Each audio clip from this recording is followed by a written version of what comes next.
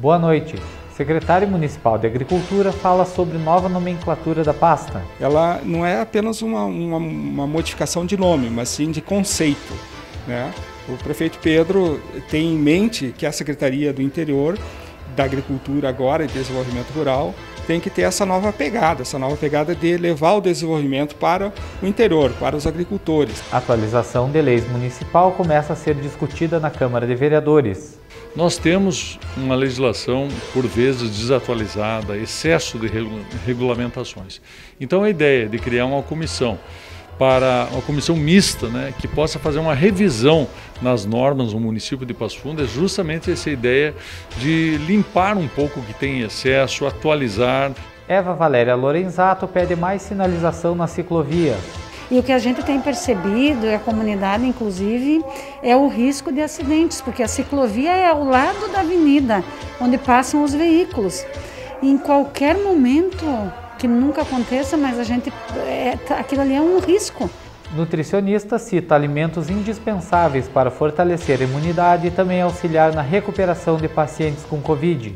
Mingau de aveia com banana, que é apenas cozinhar a aveia com o leite, pode ser um leite vegetal, e uma banana junto. É uma ótima receita para melhorar também essa questão digestiva, melhorar a produção de neurotransmissores e melhorar também a oxigenação celular.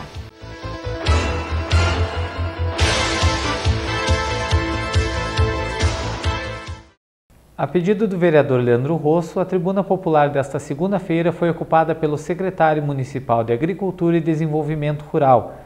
Nesse espaço que antecede a sessão plenária, Christian Tans falou sobre a nova nomenclatura da pasta e os principais projetos. A substituição do nome da Secretaria, Secretaria do Interior, por Secretaria da Agricultura e Desenvolvimento Rural, ela não é apenas uma modificação de nome, mas sim de conceito, né?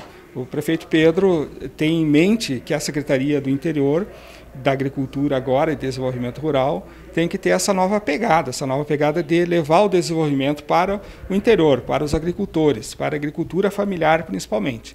Então nós estamos trabalhando a partir de agora com essa nova ideia. E para isso nós estamos desenvolvendo vários projetos para potencializar a agricultura familiar principalmente e o desenvolvimento do agricultor e das famílias que moram no interior. Fica facilitada porque ela fica mais alinhada, né, com o Ministério da Agricultura, a Secretaria da Agricultura do Estado. Então fica mais fácil também da gente falar essa linguagem, né? A Secretaria do Interior ela ficava um pouco distante da linguagem dos demais entes, né, federal e estaduais. Hoje nós já temos quase 40% da internet já instalada no interior. São mais de 330 famílias hoje com sinal de internet. Então nós estamos trabalhando agora na ampliação, provavelmente o ano que vem nós vamos, aliás já estamos, né, em fase de homologação da compra do material, para o próximo ano. Então a gente acredita que até metade do ano que vem nós já tenhamos a etapa 4, que é a etapa da região de Pulador, distrito de Pulador, já com a internet. E depois, na sequência, iremos trabalhar os demais distritos. A ideia é que até o final de 2023 nós tenhamos 100% de internet no interior. A questão da estrutura e da mobilidade, né, ela é muito importante, porque hoje a produção agrícola ela tem que circular, ela tem que sair rapidamente. Hoje nós temos várias cadeias produtivas que dependem das estradas. A cadeia produtiva do frango, do leite, né, a plantação de grãos. Então nós temos que ter uma estrutura boa para isso. Então para isso que nós estamos investindo, através de uma terceirização e também da qualificação da mão de obra da própria secretaria e com a possibilidade futura aí de mais investimento com a compra de novos equipamentos. Nós vamos trabalhar com programas por cadeia produtiva. Nós queremos fomentar a ampliação, né, e ampliar a produção da cadeia produtiva do leite, do frango e também uma novidade que é a cadeia produtiva do peixe. Estamos bem avançados nesses estudos e queremos trazer uma nova matriz, né, para que as pessoas tenham mais outra fonte de renda a não ser a produção que tem. E o mais importante também é a agricultura familiar. Hoje nós temos uma necessidade de ampliar a produção de alimentos principalmente. Nós temos um mercado bastante amplo e não temos uma produção que atenda esse mercado. Então nós vamos investir bastante nisso, na busca e no incentivo para que novos produtores comecem a produzir alimentos. Com o objetivo de atualizar a legislação municipal, a Câmara de Vereadores está prestes a criar uma nova comissão. A ideia de Rodinei Candeia é reunir os parlamentares representantes do Poder Executivo e de entidades que mostrem quais normas atrapalham o processo de desburocratização. A burocracia é uma das coisas que tem mais custo para o cidadão e que mais atrapalha o empreendedorismo. Nós temos uma legislação, por vezes, desatualizada, excesso de regulamentações. Então a ideia de criar uma comissão mista, né, que possa fazer uma revisão nas normas no município de Passo Fundo, é justamente essa ideia de limpar um pouco o que tem em excesso, atualizar, né, principalmente legislações que estão totalmente fora de contexto, né? Nós temos ainda legislações regulamentando o uso de cavalos em via urbana, carroças e outras coisas assim. Então a ideia é essa, além do que nós precisamos de legislação mais atualizada em outros temas, como por exemplo na inspeção municipal, né, que ela não trata da pequena agroindústria, por exemplo, e outros assuntos assim, né? Então é essencial que a gente faça. Nós estamos nos baseando na experiência que eu tive no Estado, onde nós participamos do grupo do Descomplica RS e eliminamos em torno de 22 mil decretos estaduais, né? Também isso já foi feito a nível federal. Então a ideia é essa, é desburocratizar, limpar, atualizar a legislação. O projeto de resolução já passou pela pauta de discussões e está em análise nas comissões permanentes. Após aprovado, o grupo poderá trabalhar por 180 dias, sendo prorrogável pelo mesmo período. Estão previstos seminários, audiências públicas, pesquisas e estratégias para revisar, compilar e revogar as normas desatualizadas ou em desuso. A vereadora Eva Valéria Lorenzato acaba de encaminhar um novo documento ao Executivo Municipal. A fim de evitar acidentes com pedestres, a parlamentar está sugerindo que sejam instaladas placas de sinalização nas ciclovias. Nós estamos fazendo um pedido, né, de providências, indicando ao Executivo que faça uma análise técnica, porque a comunidade tem uma preocupação muito grande, porque em alguns locais da nossa cidade, quando acaba a faixa dos pedestres, continua somente para a ciclovia, em especial ali na região do Boqueirão. E o que a gente tem percebido, e a comunidade inclusive, é o risco de acidentes, porque a ciclovia é ao lado da avenida, onde passam os veículos. E em qualquer momento, que nunca aconteça, mas aquilo ali é um risco, tá? É iminente o risco de acontecer acidentes. Então, o que a gente está pedindo? Que o Poder Executivo, com o máximo de urgência, faça esse estudo e, no mínimo, possa estar sinalizando para as pessoas que ali não é local para pedestres, é apenas ciclovia e os veículos na avenida. Para os pedestres, nós temos as calçadas, né, que eles podem utilizar, mas não correr risco de vida ali naquela faixa que é exclusivamente para a ciclovia. E esse pedido, essa sugestão surgiu, né, partiu dos próprios ciclistas que têm encontrado dificuldades e receio de provocar acidentes. De vários ciclistas, várias pessoas nos procuraram, mandaram mensagens pelas redes sociais também da preocupação e de várias situações que já ocorreram e eles me relatavam, olha vereadora, por sorte naquele momento não vinha vindo nenhum veículo, porque senão poderia ter causado uma grande tragédia. Então tu veja que a comunidade está preocupada e aí a partir disso fizeram este pedido para nós e nós estamos encaminhando, é uma demanda da nossa comunidade. E no próximo bloco, nutricionista fala sobre alimentação para fortalecer a imunidade. O Jornal da Câmara volta já.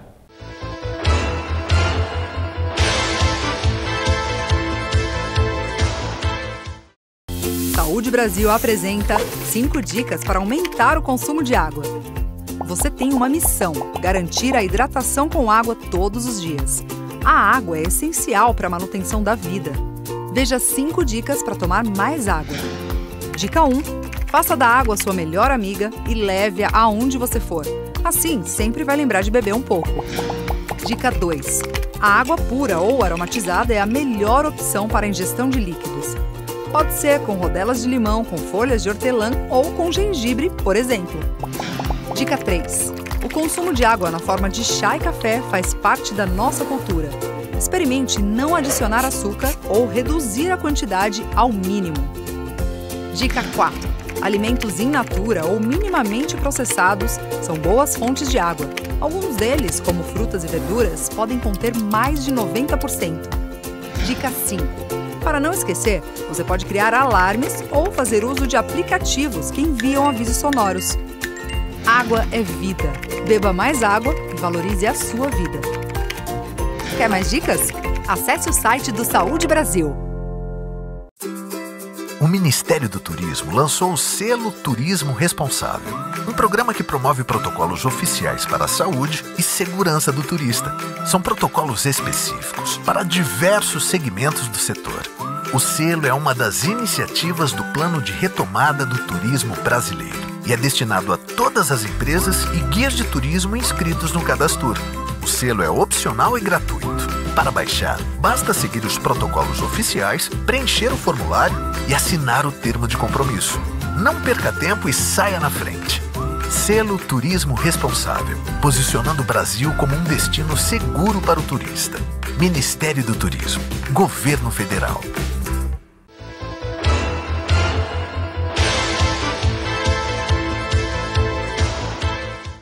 Diante de tudo que vimos ao longo dos últimos meses, percebemos a importância da alimentação, não apenas para fortalecer a imunidade, mas também na recuperação de pacientes positivos para a Covid. No vídeo a seguir, a nutricionista Jureci Machado traz sugestões que devemos consumir em nossas refeições. Primeiramente, é importante entender que o vírus ele agride uma determinada região da célula e durante o processo infeccioso, mesmo com o passar da doença, ele deixa alguns resíduos. E são esses resíduos que têm indicação de mediação pró-inflamatória e é isso que nós precisamos corrigir. O problema do pós-Covid é esse, são os resíduos inflamatórios que vêm agredir a imunidade, o metabolismo, a função cognitiva, por isso que algumas pessoas ficam com sequelas. E aí entra essa questão da reprogramação orgânica que nós precisamos fazer, é reorganizar o corpo, as células e o metabolismo para que o corpo volte a agir normalmente e a pessoa volte à sua atividade normal. Para isso a gente precisa fazer alguns exames bioquímicos e a partir disso traçar algumas estratégias. Mas é bem importante focar que a alimentação ela deve ser o mais natural possível. E quando a gente fala em mais natural, não é só comer frutas e verduras, mas tendo em vista uma alimentação com menos alimentos industrializados, com menos carga química.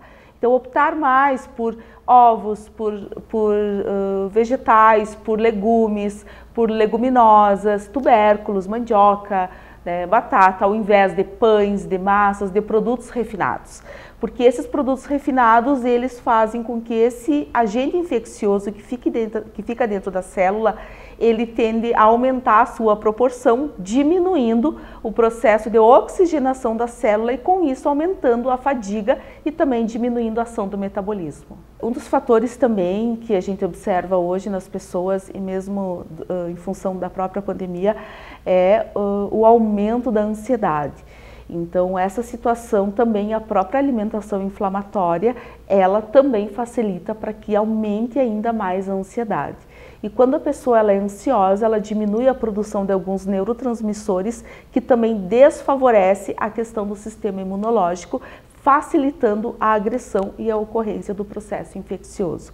Por isso que nessa situação o equilíbrio mental ele também é importante.